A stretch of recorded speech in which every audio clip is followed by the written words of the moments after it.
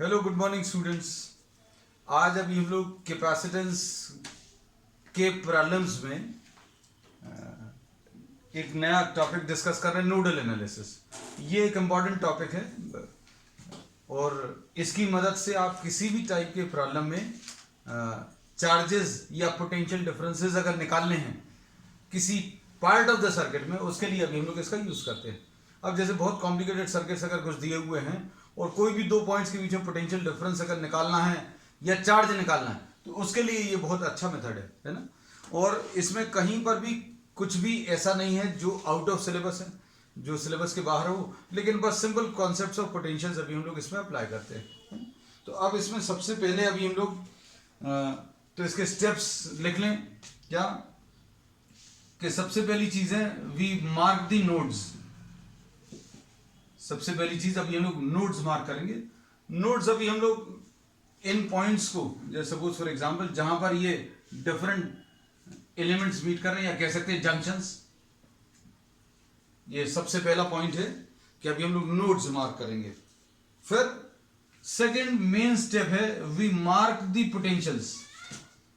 Mark the potentials at the nodes. अब हम लोग नोड्स के ऊपर पोटेंशियल्स मार्क करेंगे, ठीक है। फिर तीसरा जो है, तीसरी स्टेप इसमें we will identify an isolated system. एक आइसोलेटेड सिस्टम आइडेंटिफाई करेंगे और उसमें law of conservation of charge apply कर देंगे, ठीक है। तो ये तीन स्टेप्स हैं। अब इस पूरे प्रोसेस को एक्सप्लेन करने के लिए हम आपको एक एग्जांपल ले लेना है। इसमें क्वेश्चन ये बना हुआ है, diagram we have already drawn, और इसमें find the charges on all the capacitors. Charges on all the capacitor and potential differences across them. ये क्वेश्चन है, मतलब सारे कैपेसिटर्स में आपको क्या करना है, चार्जेस कैलकुलेट करने और पोटेंशियल्स कैलकुलेट करने है ना। तो सबसे पहला स्टेप इसका है you have to mark the nodes. आपने नोड्स मार्क कर दिए। नोड्स मार्क करने के बाद अब इनमें पोटेंशियल्स मार्क करेंगे। तो पोटेंशियल्स में अभी हम लोग ये बोलते हैं, जैसे सपोज फॉर एग्जांपल इन पूरे नोड्स में से किसी एक को अभी हम लोग रेफरेंस नोड ले लेंगे जिसका पोटेंशियल अभी हम लोग 0 फिक्स कर लेंगे। एंड मोस्टली अभी हम लोग ऐसे पॉइंट को 0 पोटेंशियल वाला पॉइंट लेते हैं जिसमें ज्यादा से ज्यादा ब्रांचेस मिल रही हों। आप अगर किसी पॉइंट पर 3 ब्रांचेस या 4 ब्रांचेस अगर मिल रही हैं तो आप उसको 0 सेलेक्ट कर लो। So we have mark this as 0। अब 0 मार्क करने के बाद अब आप बाकी सारे पॉइंट्स के पोटेंशियल्स लिखने की कोशिश करो। अब इसमें अभी हम लोगों को यह मालूम है कि that this is a battery, और बैटरी या सोर्स ऑफ ईएमएफ क्या करता है, पोटेंशियल डिफरेंस प्रोवाइड करता है। तो अभी हम लोग ये बोलेंगे 0 वोल्ट है, और 0 वोल्ट से आप यहां की तरफ अगर चले तो नेगेटिव टर्मिनल से पॉजिटिव की तरफ जा रहे हैं।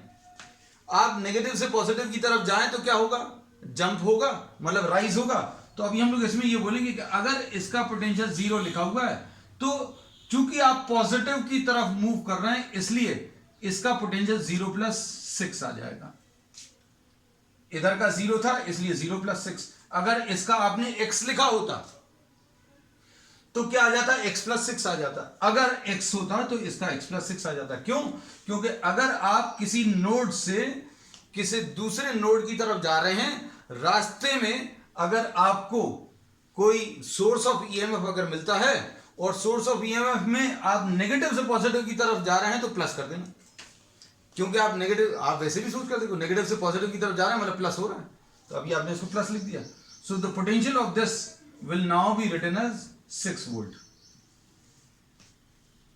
अब इधर से इधर की तरफ आ जाओ। अब इधर से इधर की तरफ अगर आएंगे तो 0 से 6 की तरफ आए और फिर से आपका मूवमेंट जो है कैसा है, नेगेटिव टर्मिनल से पॉजिटिव टर्मिनल की तरफ। नेगेटिव टर्मिनल से पॉजिटिव टर्मिनल की तरफ तो मतलब इसका पोटेंशियल कितना आ जाएगा, 0 + 6। इसको अभी हमने जीरो मार्क किया, जीरो अज्यूम किया, आप इसको एक्स भी ले सकते थे, you can take any values, but to simplify the calculation हमारा काम क्या है, हम लोग कोशिश ये कर रहे हैं कि जल्दी से जल्दी ये प्रॉब्लम सॉल्व हो जाए, है ना। समझाने में थोड़ा सा समय लगेगा, अप्लाई करने में, अप्लाई कर कर दिखाएंगे उसमें भी समय लगेगा, लेकिन अगर आपकी प्रैक्टिस बहुत अच्छी हो गई तो you will be able to solve the problems very easily within a very short time, है ना। अब देखो, इस नोड का पोटेंशियल मार्क कर लिया, इस नोड का पोटेंशियल मार्क कर लिया। अब इन दोनों के बीच में ना तो बैटरी है ना कोई कैपेसिटेंस है, सिंपल एक वायर है। ये आगे के सभी प्रॉब्लम्स में याद रखना, अगर बीच में कोई पोटेंशियल डिफरेंस चेंज होने का कारण नहीं है, पोटेंशियल डिफरेंस चेंज होने के दो कारण हैं, इन दोनों नोड्स के बीच में, इन दोनों पॉइंट्स के बीच में या तो सेल होना चाहिए, तो सेल क्या करेगा, या तो पोटेंशियल बढ़ा देगा या कम कर देगा, और दूसरा कारण यहां पर क्या हो सकता है, कैपेसिटेंस। तो चूंकि यहां पर इन दोनों पॉइंट्स के बीच में कोई भी ऐसा रीजन नहीं है जिसके कारण पोटेंशियल ड्रॉप हो, इसलिए इस पॉइंट का पोटेंशियल 6 वोल्ट है तो इसका भी 6 आएगा। और इसको वैसे भी याद रखना, थ्योरी क्लास में अभी हमने डिस्कस किया था क्या, कि अगर दो पॉइंट्स कनेक्टेड हैं तो उनके पोटेंशियल सेम होते हैं। उसका एग्जांपल अभी हमने वाटर टैंक का दिया था कि भाई आपने पानी के दो टैंक्स लिए, उनको अगर आपने कनेक्ट कर दिया तो क्या होगा, उनके पोटेंशियल्स जो हैं, उनके जो लेवल्स हैं वो सेम आएंगे। तो अभी हमने बोला कि इन दोनों पॉइंट्स को, इन दोनों नोड्स को आपने कनेक्ट किया, so there will be no potential difference, potential difference नहीं होगा, पोटेंशियल डिफरेंस नहीं होगा मतलब जीरो पोटेंशियल डिफरेंस होगा। तो इसके और इसके बीच में पोटेंशियल डिफरेंस कितना, जीरो आएगा, कोई दिक्कत तो नहीं।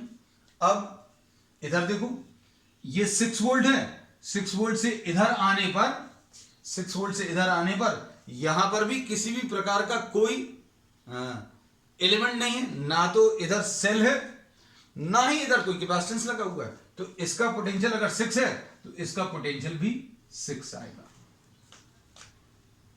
अब इधर से इधर आ जाओ, इधर से इधर अगर आएंगे तो क्या होगा बेटा, इधर से इधर आने में पोटेंशियल इंक्रीज हो रहा, डिक्रीज हो रहा, क्या हो रहा कुछ पता नहीं है ना। तो इस नोड के बारे में कुछ नहीं मालूम, तो इस नोड के बारे में अभी हम लोग कुछ नहीं मालूम, तो अभी हमने इसको x वोल्ट ले लिया। तो ये सेकंड मेन स्टेप है। पहला स्टेप नोड मार्क करो, दूसरा स्टेप पोटेंशियल्स मार्क करो।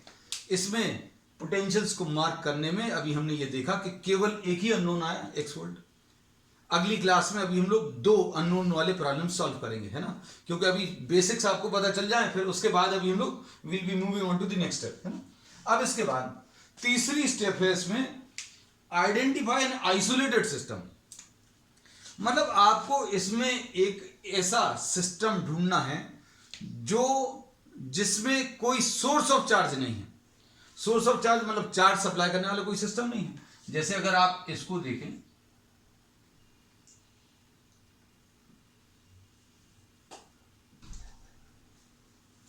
ये जो रेड कलर में अभी हमने मार्क कर दिया, इसमें आप अगर देखें तो ये जो प्लेट्स हैं, हम इनको थोड़ा सा अलग ड्रॉ कर दे रहे हैं, ये 3 प्लेट्स को। ये 2 माइक्रोफैराड वाला है, थोड़ा सा बड़ा करके बना दिया ताकि आपको दिखे अच्छे से, और ये 5 माइक्रोफैराड। अब इनको तो चार्ज सप्लाई करने वाला कोई सोर्स है नहीं, मतलब डायरेक्टली ये वाली प्लेट किसी बैटरी से कनेक्टेड नहीं है, ये वाली प्लेट किसी बैटरी से कनेक्टेड नहीं है। आप ध्यान से देखो, ये वाली प्लेट भी डायरेक्टली किसी बैटरी से कनेक्टेड नहीं है, और ये वाली प्लेट भी किसी बैटरी से कनेक्टेड नहीं है ना। तो ये तीनों प्लेट्स किसी भी बैटरी से कनेक्टेड नहीं है, इसलिए यहां पर जो सिस्टम है इसको अभी हम लोग आइसोलेटेड सिस्टम बोलेंगे। और ऐसे आइसोलेटेड सिस्टम आइडेंटिफाई करना अभी हम आगे के टॉपिक्स में भी सिखाएंगे, है ना। इसमें अभी हम लोगों ने ये बोला कि इस पर्टिकुलर प्रॉब्लम के लिए हमने एक आइसोलेटेड सिस्टम मार्क कर दिया। इस आइसोलेटेड सिस्टम में ये वाली प्लेट किसी बैटरी से कनेक्टेड नहीं है, ये वाली प्लेट किसी बैटरी से कनेक्टेड नहीं है, ये वाली प्लेट किसी बैटरी से कनेक्टेड नहीं है। इनके ऊपर जो चार्जेस आएंगे वो इंड्यूस होकर आएंगे। अलग से आप सेल, जैसे ये वाली प्लेट के बारे में नहीं बोल सकते। ये वाली प्लेट के बारे में क्यों नहीं बोल सकते, क्योंकि भैया पॉजिटिव टर्मिनल इसको कुछ चार्ज दे देगा, और इधर भी कुछ चार्ज आ सकता है, इधर भी इस सेल से कुछ चार्ज आ सकता है, लेकिन इनके ऊपर जो चार्जेस आएंगे वो सिर्फ इंड्यूस चार्जेस आएंगे। मतलब अभी हम लोग ये बोलेंगे कि इसके ऊपर चार्ज आएगा, वो इसके ऊपर कुछ चार्ज इंड्यूस करेगा। तो अभी हम लोगों ने इसमें ये बोला कि such a system in which there is no source of charge connected, ये वाला जो है कोई सोर्स ऑफ चार्ज इनमें कनेक्टेड नहीं है, इसलिए नेट चार्ज इसका जीरो आएगा। तो अभी हम लोग ने तीसरे पॉइंट में ये कहा था कि आपको आइडेंटिफाई करना है। क्या चीज आइडेंटिफाई करनी है? एक आइसोलेटेड सिस्टम आइडेंटिफाई करना है। तो हमने एक आइसोलेटेड सिस्टम आइडेंटिफाई कर लिया, और इस आइसोलेटेड सिस्टम के बारे में हम लोग क्या कह सकते हैं? हम लोग law of conservation of charge apply करना है। Law of conservation of charge क्या बोलता है बेटा? Law of conservation of charge ये बोलता है कि charge can neither be created not destroyed. मतलब इसके ऊपर, इस आइसोलेटेड सिस्टम के ऊपर अगर अभी हम लोग देखें तो इधर पर कोई भी सोर्स ऑफ चार्ज नहीं है, इसलिए समेशन Q की वैल्यू जीरो रहेगी। For every isolated system summation of Q will be equal to zero. ठीक, अब इसमें अभी हम लोग क्या करने वाले हैं?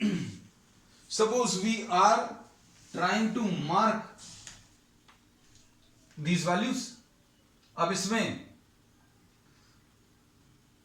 पहला स्टेप अभी हम लोग ले चुके हैं। पहला स्टेप क्या था? नोड्स मार्क किए। दूसरा स्टेप पोटेंशियल्स मार्क किए। तीसरा स्टेप आइसोलेटेड सिस्टम आइडेंटिफाई कर लिया। अब हम लोग क्या करेंगे? इनके ऊपर नेट चार्ज जो है वो जीरो लेना है। नेट चार्ज जीरो लेने के लिए अभी हम लोग इसको सपोज फर्स्ट बोल दे रहे हैं, इस वाले को, इसको भी हम लोग C1 बोल दे रहे बेटा, है ना? इसको C2, इसको C3, क्योंकि अभी बार बार अभी हम लोग को लिखना पड़ेगा। So we are naming the C1, C2 and C3। और चार्ज का फॉर्मूला क्या है? C into V। चार्ज का फॉर्मूला C इंटू V। अब इसमें अगर आप इस आइसोलेटेड सिस्टम में देखें तो तीन कैपेसिटर प्लेट्स आ रही है, एक ये वाली, एक ये वाली और एक ये वाली, तीन प्लेट्स आ रही हैं। अब इसके ऊपर चार्ज कैसे मिलेगा? Q1 will be equal to C1 into V1। इसके ऊपर कैसे मिलेगा? C2 into V2। इसके ऊपर कैसे मिलेगा? C3 into V3। यही चीज अभी हम लोग करेंगे और इन सब का एडिशन किसके बराबर? जीरो के बराबर कर देंगे। अब देखो ध्यान से, C1 इंटू V1। V1 कैसे लिखेंगे? इसके अक्रॉस पोटेंशियल डिफरेंस। इसके अक्रॉस पोटेंशियल डिफरेंस आप एज अ रूल हमारी तरफ से ये याद रखना कि C1 V1 अगर आपको लिखना है तो इसमें से आप इस वाली वैल्यू को माइनस करना, मतलब नोड से बाहर की तरफ मूव करना। ठीक है, आप कैसे भी प्रॉब्लम में अगर इसको ट्राई करेंगे you will get the correct answer. अब इसमें से इसको अगर माइनस करेंगे तो कितना आ जाएगा? x minus 6। इसका पोटेंशियल x है, इसका पोटेंशियल 6 है, तो इन दोनों के बीच का पोटेंशियल डिफरेंस कैसे मिलेगा? इसका पोटेंशियल मालूम है, इसका मालूम है, दोनों को माइनस कर दो तो x माइनस 6 आ गया।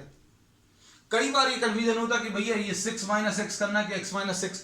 तो अभी हमने इसके भी एक तरीके हैं, अगर आप लॉजिकली लिखें तो उसमें भी अभी हमें पता रहता है कि इसमें से इसको माइनस करना है या इसमें से इसको माइनस करना है। हमने लेकिन आपको एक बहुत सिंपल सा एक स्टेप बता दिया कि आप हमेशा जंक्शन से बाहर की तरफ जाइए, बस सिंपल, और इसी को फॉलो करिए। फिर C2 को देखो बेटा, C2 इंटू V2 कितना आ जाएगा? C2 इंटू x माइनस 6, ऐसा कुछ आ जाएगा। फिर उसके बाद C3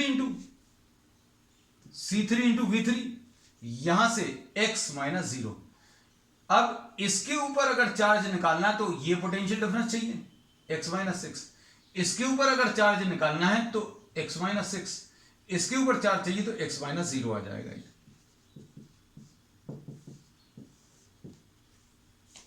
यही अभी हमने कहा था कि since there is no charge, no source of charge for this isolated system, summation of Q will be equal to 0। बस एक ही लाइन का ये प्रॉब्लम है, ये एक लाइन में आप पूरा प्रॉब्लम सॉल्व कर सकते हैं। इसको समझाने में समय लगता है लेकिन करने में आपको प्रैक्टिस अगर हो जाएगी it will hardly take some seconds to solve the problem. अब C1 की वैल्यू कितनी आएगी बेटा? 2 इंटू एक्स माइनस 6। C2 की कितनी है बेटा? 4 इंटू एक्स माइनस 4 और सॉरी एक्स माइनस 6 है, प्लस C3 इंटू की वैल्यू कितनी है बेटा? 5 into X minus 0। Equal to 0।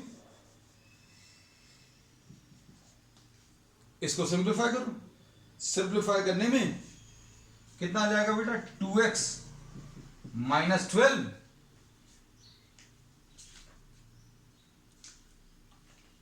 Plus 4x minus 24 plus 5x is equal to 0। ऐसा कुछ आएगा। अब इसको सिंप्लीफाई करने पर x की वैल्यू क्या आ गई बेटा, यह आ जाएगा 2x plus 4x 6x plus 5x कितना आ जाएगा बेटा 11x, और ये माइनस 12 माइनस 24 ये 36 आ जाएगा। तो x की वैल्यू 36/11 आ गई। ठीक, अब काम खत्म हो गया। प्रॉब्लम्स आपको एग्जामिनेशन में कैसे मिलते हैं, कॉम्पिटिटिव एग्जाम्स में, कि इन दोनों पॉइंट्स के बीच में पोटेंशियल डिफरेंस बता दो, या फिर इन दोनों के बीच में बता दो, या इन दोनों के बीच में बता दो, ऐसा कुछ पूछा जाता है। अब आपको जिसके बीच में भी पोटेंशियल डिफरेंस बताना वो बता सकते हैं। चार्ज भी पूछा जा सकता है, इनके बीच में चार्ज, इन दोनों के बीच में, मतलब इस कैपेसिटर पर चार्ज, या इस पर या इस पर। ठीक है, अब इसके बाद ध्यान से सुनना बेटा हमारी बात। अब क्या करना है, अब पोटेंशियल आपको पता चल गया तो आप ये पोटेंशियल की वैल्यू रख लो, यहां पर रख ले रहे हैं अभी हम, है ना। इसको हटाकर x की वैल्यू हटाकर यहां पर क्या लिख ले रहे हैं 36/11 वोल्ट्स। ठीक है, अब इस वाले आइसोलेटेड सिस्टम के लिए जो मार्किंग की थी उसका कोई काम नहीं है, इसको रब कर दे रहे। जस्ट टू अवॉइड कंफ्यूजन हम लोगों ने इसको रब कर दिया। ठीक, this is 5 माइक्रोफैराड्स।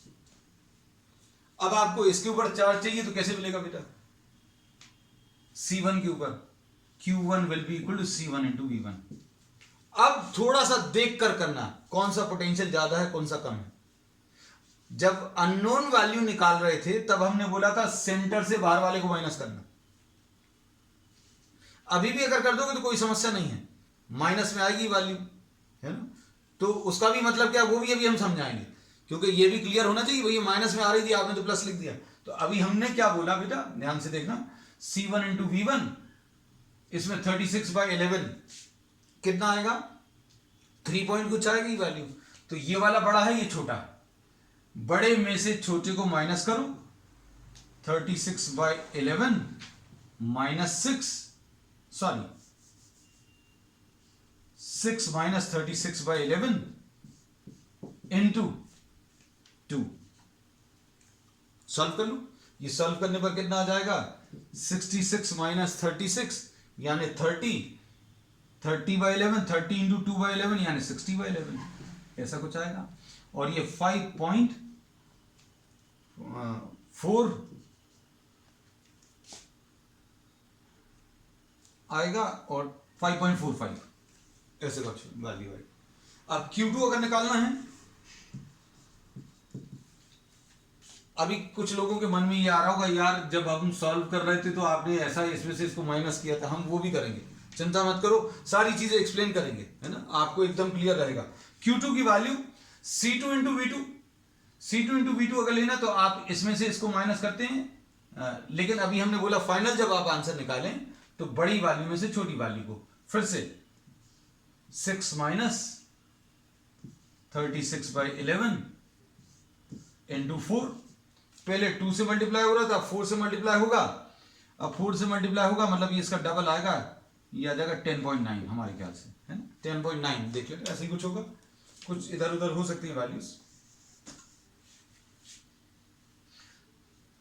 Q3 is equal to C3 into V3। C3 into V3 अगर आप देखें तो ये कितना आ जाएगा 5 इंटू V3 कितना आ जाएगा 36/11।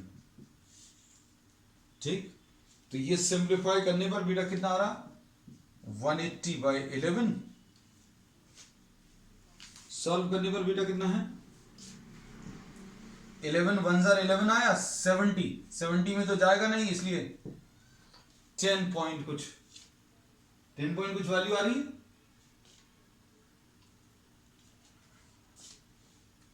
Sorry 11 1s are 11, 7 11 6 are 66, 16 point कुछ वैल्यू आएगी। So 11 6 are 66 है, 4 16.3।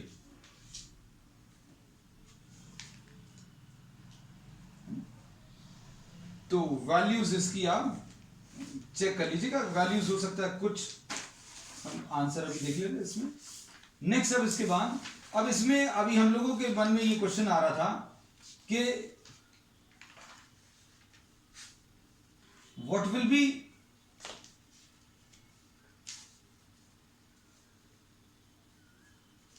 what will happen if we take the values other way।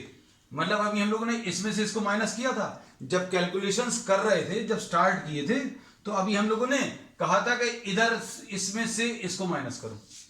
अगर ऐसा किया होता तो ये माइनस में आता, माइनस में कितना आता अभी हम लिख दे रहे हैं, ये -5.45। कोई दिक्कत नहीं है उसमें कहीं पर भी, इसका लेकिन मतलब अभी हमें बताना जरूरी है।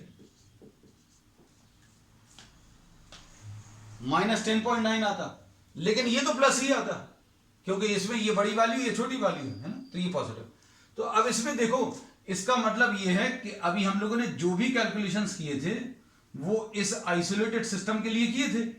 अब इस आइसोलेटेड सिस्टम के लिए ध्यान से देखना बेटा, ये यही चीज इंपॉर्टेंट है क्योंकि ये कॉन्सेप्ट आपको क्लियर करना जरूरी है कि अभी अपने लास्ट में ऐसा क्यों लिख लिया।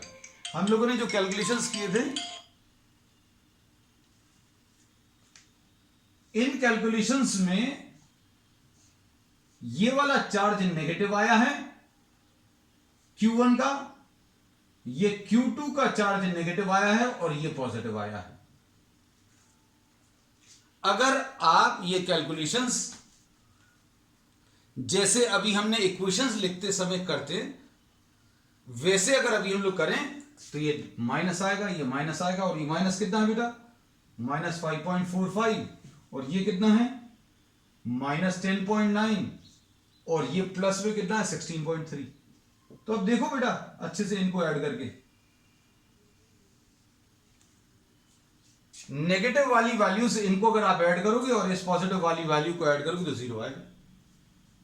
और अब हम लोग क्या कहते हैं कि भैया यहां पर नेगेटिव चार्ज है, यहां पर अगर नेगेटिव चार्ज आया है तो इसके ऊपर पॉजिटिव चार्ज आएगा, इसके ऊपर नेगेटिव चार्ज है तो इसके ऊपर भी पॉजिटिव चार्ज आएगा, और इसके बाद इसके ऊपर अगर पॉजिटिव चार्ज है तो इसके ऊपर भी नेगेटिव चार्ज आएगा। ये फाइनली वैल्यूज निकालने के बाद अभी हम लोग डिसाइड कर पाते हैं कौन सी वाली प्लेट पॉजिटिव है और कौन सी वाली प्लेट इसमें नेगेटिव है। ठीक है, अब इसमें और एक और चीज सुनना कि अगर ये चीज अभी आप पहले भी लिख पाए, जैसे कुछ प्रॉब्लम में तो अभी आप कर पाएंगे कि भैया ये पॉजिटिव टर्मिनल से कनेक्टेड है तो ये प्लेट पॉजिटिव आएगी। ठीक है, अगर ये पॉजिटिव आई तो सामने वाली कैसी आएगी, नेगेटिव आएगी। फिर उसके बाद ये देखो, ये पॉजिटिव टर्मिनल से ये प्लेट कनेक्टेड है तो ये पॉजिटिव आएगी, और अगर ये पॉजिटिव है तो दूसरी वाली नेगेटिव आएगी। और ये दोनों, अच्छे सुनना, ये दोनों नेगेटिव हैं, इसलिए इससे कनेक्टेड प्लेट कैसी आनी चाहिए, पॉजिटिव आनी चाहिए। क्यों? क्योंकि ये आइसोलेटेड सिस्टम बनेगा और ये दो नेगेटिव चार्जेस को कैंसिल करने के लिए कोई पॉजिटिव चार्ज आना चाहिए। ठीक है, अब इसमें एक प्रॉब्लम और दे दे रहा है अभी हम आपको, जस्ट फॉर प्रैक्टिस सेक।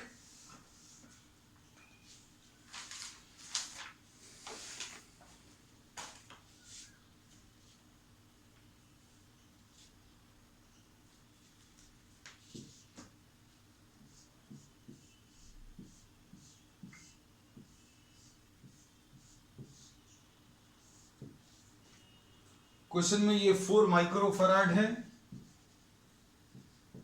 ये 4 माइक्रोफैराड है और ये 8 माइक्रोफैराड है। ठीक, ये 12 वोल्ट है।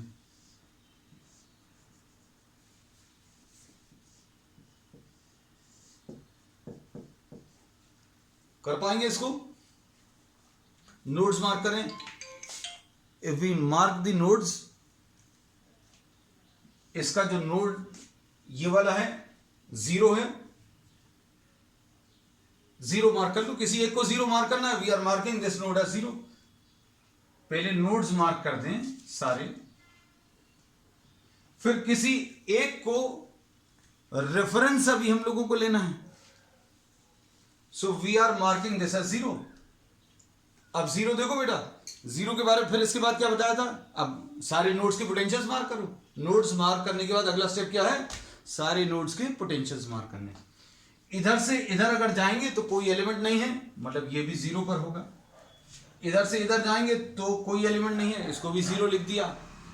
अब इसके बाद इधर से इधर जाएंगे तो बैटरी है, बैटरी क्या करेगी, इसका पोटेंशियल चेंज करेगी। और हम लोग कैसा चल रहे हैं, हम लोग चल रहे हैं नेगेटिव से पॉजिटिव की तरफ, तो क्या होगा 0 + 12 आ जाएगा। उसके बाद इसको अभी हम लोग x लिख देंगे, इसको x लिखा है, इसको भी अभी हम लोग क्या x लिख सकते हैं। इसको x क्यों लिख सकते हैं, क्योंकि इन दोनों के बीच में कोई भी और दूसरा एलिमेंट कनेक्टेड नहीं है। ठीक है, तो पहला स्टेप भी हो गया, नोड्स मार्क कर लिए। दूसरा स्टेप भी हो गया, पोटेंशियल्स मार्क कर दिए। ठीक है, आज अभी हमने बार बार पहले भी बोला था कि आज अभी हम लोग सिर्फ एक अननोन x वाला ले रहे हैं, आगे थोड़ा सा कॉम्प्लिकेटेड सर्किट्स लेंगे। Once you get used to all these concepts, apply करना सीख जाएं, तो आपको अब अगले लेक्चर में अभी हम लोग 2 अननोन्स वाले प्रॉब्लम थोड़े से ज्यादा कॉम्प्लिकेटेड, वो अब हम लोग डिस्कस करेंगे। अब देखो आइसोलेटेड सिस्टम मार्क करो। आइसोलेटेड सिस्टम इसमें कौन सा आ जाएगा,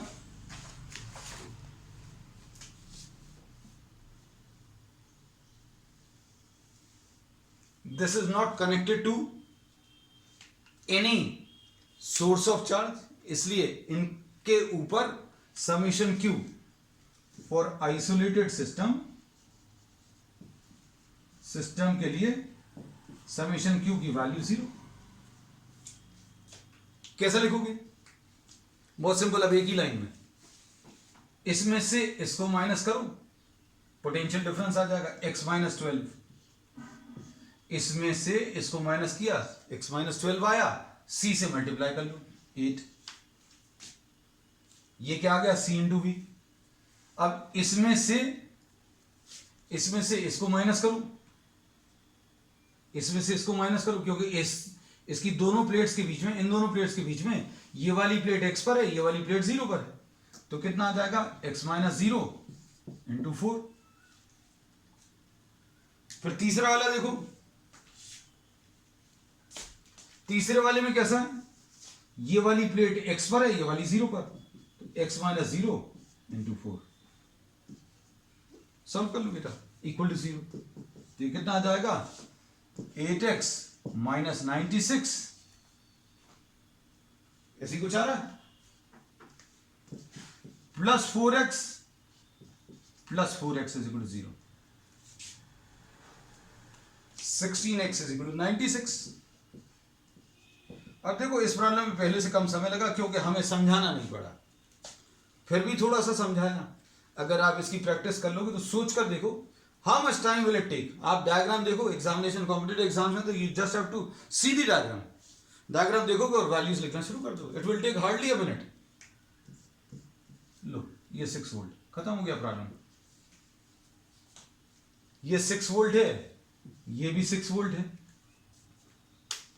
अब इसका चार्ज कैसे मिलेगा, इधर लिख दे रहे क्योंकि जगह भी है, c × v। c कितना है 4 है, इनके बीच में पोटेंशियल डिफरेंस कितना है 6 - 0, 24 आ गया, माइक्रो कूलम्स में आएगा। इधर पर कितना आएगा 6 - 0, 6 - 0 यानी 6 आएगा, c की वैल्यू 4 है × 6, ये भी 24 माइक्रो कूलम। इधर देखो ये 12 - 6 और 12 - 6 आ जाएगा, तो q की वैल्यू c इसका 8 है × 12 - 6,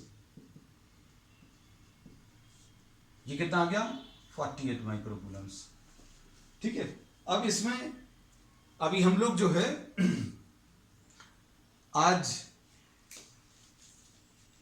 आज के लिए अभी हम लोग इतना ही ले रहे हैं। ठीक है, इन्हीं प्रॉब्लम्स की प्रैक्टिस करना, और कैपेसिटर्स के बाकी प्रॉब्लम्स में जो और ट्रिकी हैं, टाइप्स हैं, या और टाइप्स ऑफ ट्रिक्स जो अप्लाई होंगी वो अभी हम लोग आगे के टर्म्स में डिस्कस करेंगे. That's all for today.